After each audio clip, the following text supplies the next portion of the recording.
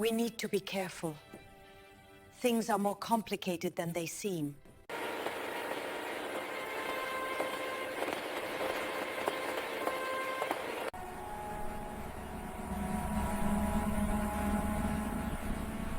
The night breathes cold. Not the sharp cold of winter, but the tired cold of a world that has burned too long and is finally collapsing into ash. A single lamp flickers inside a farmhouse near the Bavarian border. Its light is weak, yellow, uncertain, like the future waiting outside the door. Lina Heydrich does not sleep.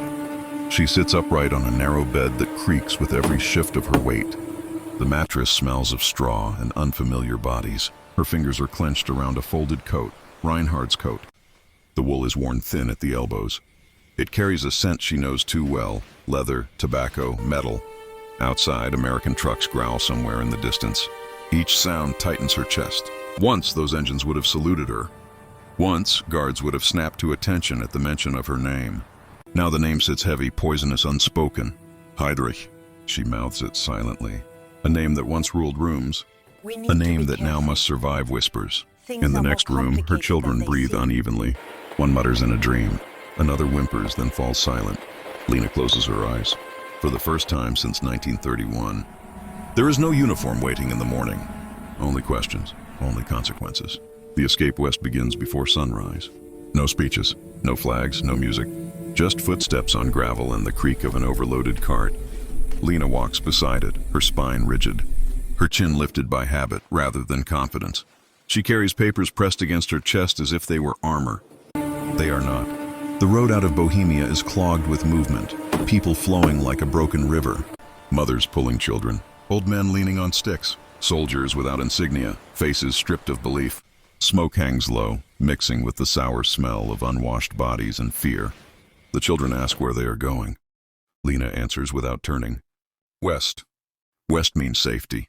West means survival. That is what she tells them. What she does not say is that West also means judgment. As they walk, the estate at Jungfernbrechen fades behind them, not in sight, but in memory. The long drive, the manicured lawns, the house that echoed with SS laughter and glasses clinking late into the night. That house had felt permanent, like the Reich itself. Now it belongs to no one. The children stumble. Lina grips their hands harder than necessary. Her mind drifts, not to the present, but to a different road years earlier. Kiel, 1930. The rowing club. She remembers the water, sharp and clean, and the man standing apart from the others, tall, pale, watching everything. Reinhard had smiled at her like a blade catching sunlight. That smile changed everything. She does not look back now. There is nothing left to see. The Americans do not shout. That is the first shock. The checkpoint is muddy. A white sign leans crookedly, its letters stenciled in black. An American soldier chews gum, the motion slow, almost lazy. His uniform is clean. His boots are polished, too polished. Lina waits for accusation, for rage, for recognition. It does not come. The soldier looks at her papers, then at her children. His eyes linger, not with hatred, but with something far worse. Indifference. He hands the papers back. Move along. That is all. No salute, no fear, no name spoken aloud. Her knees almost buckle. They are directed to temporary housing, rooms borrowed from strangers. Walls thin enough to hear breathing. Coughing, whispered prayers at night. Food arrives, bread that is soft, soup that smells of meat, coffee that tastes bitter and real. The children eat too fast, then slow, confused by abundance. Lina watches their faces as something inside them shifts. Fear mixing with relief, guilt threading through hunger. She cannot swallow. Every spoonful feels like theft. At night, she listens to American radio drifting through the walls. Music that swings. Voices that laugh. It feels obscene. Germany is rubble. Here life continues. The realization settles like a stone. The world did not end when Reinhard Heydrich died. It simply moved on. Meals become rituals of contradiction. Plates filled while memories starve. Lina watches butter melt on bread and thinks of Prague in 1942. Tables, heavy with food. Officers laughing while outside the city tightened under curfews and fear. Her hand trembles as she spreads the butter. The children lick their fingers.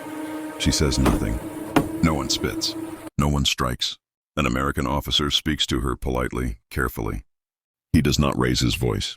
He does not sneer. This kindness unsettles her more than cruelty ever could. At night she writes in a small notebook, "They treat us as people. I do not know how to understand this." She sees intact windows, shops with goods, streets without craters. It feels like standing inside a lie, everything she was told collapsing quietly, without drama. The Reich had promised ruin everywhere else. Here, there is light. Letters arrive from relatives. Hunger, cold, loss. Each word is a blade. She folds the letters carefully, as if neatness might absolve something. She whispers Reinhard's name again. This time it does not comfort her. Denazification hearings begin. Rooms filled with desks and files. Men who were once nothing now ask questions that decide everything. They ask about 1931, about her party membership, to be careful. about the estate, about Things are more privilege. complicated She than answers they calmly, seem. carefully. "I was a wife. I knew nothing." Her voice never breaks. Inside, something fractures. They label her Mitläuferin, follower, not leader, not innocent, something in between. The pension case becomes her lifeline. Munich. The ruling lands like thunder.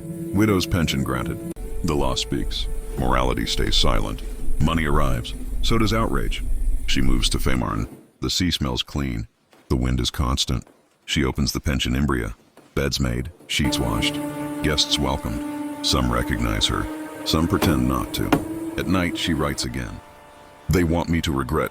I do not know how to regret a man I loved." In 1976, she publishes her memoir. The world answers with anger. She answers back with certainty. History, she insists, is wrong. The children grow away from her certainty.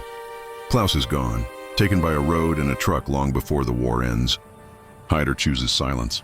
Silke disappears into rumor. Marta remains on Fehmarn, carrying a name she never chose. Lina grows old by the sea. The waves do not argue with her. They simply return again and again, erasing footprints. more On complicated 14th than of they August seem. 1985, Lina Heydrich dies. No guards, no flags, no Reich. Only questions remain. What does loyalty mean when history condemns? What survives when power dissolves? Perhaps the most haunting truth is this. Reinhard Heydrich died in 1942, but his family spent the rest of their lives living with the echo.